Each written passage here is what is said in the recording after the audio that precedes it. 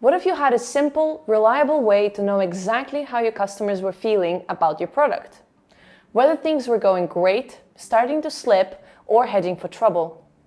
As customer success managers, wouldn't that be the ultimate tool to help you stay proactive? Well, that's exactly what a customer health score offers.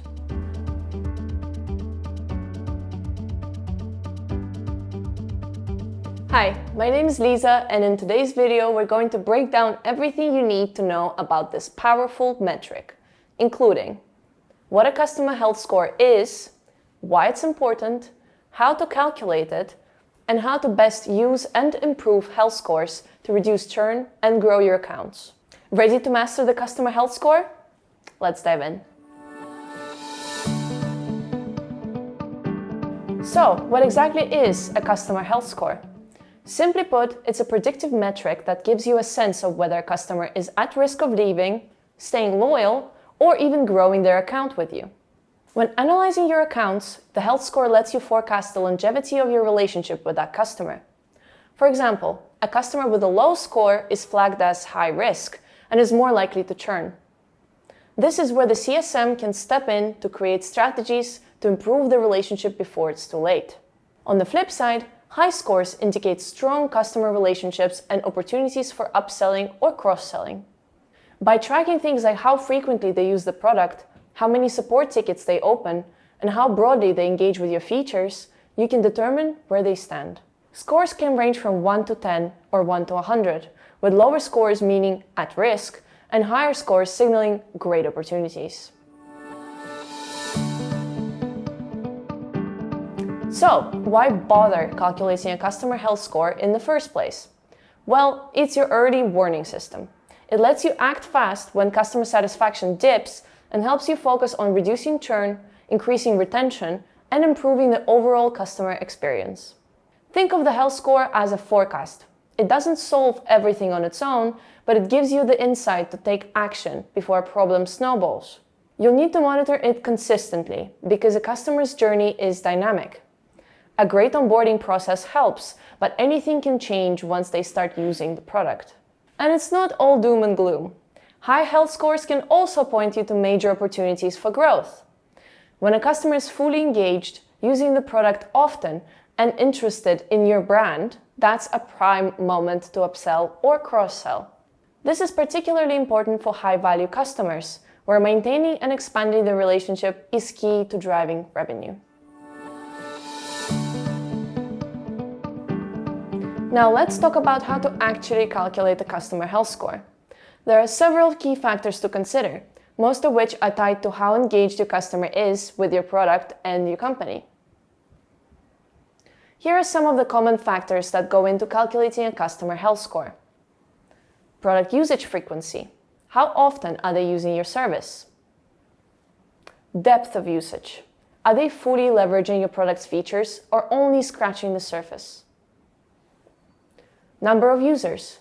How many team members are engaging with the product? Support tickets. How often are they reaching out for help?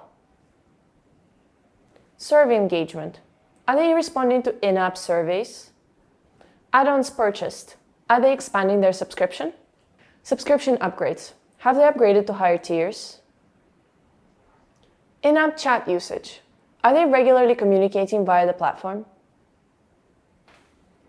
By tracking these indicators, you can calculate a health score that gives you a snapshot of your customer's current engagement. The more engaged they are, the higher the score.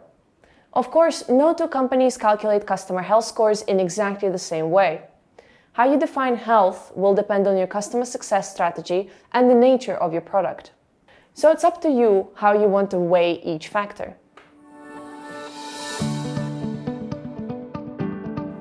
So, you've got your health scores, but how do you actually use them?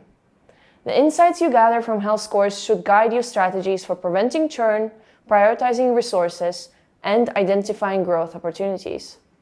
Health scores help you decide which customers to prioritize, where to focus your team's efforts, and how to plan for the future.